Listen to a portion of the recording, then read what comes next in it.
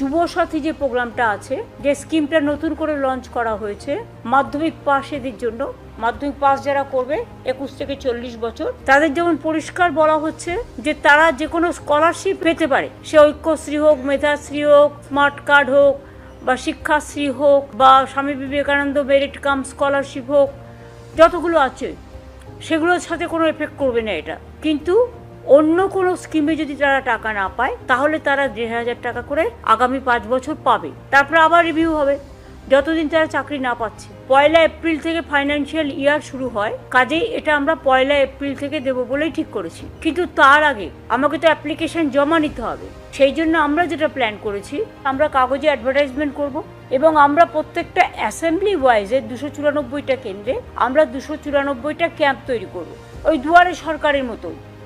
সেই ক্যাম্পে 3টে ডিপার্টমেন্ট থাকবে। একটা হচ্ছে ইউথ অ্যান্ড স্পোর্টস, যুবসাথীদের জন্য।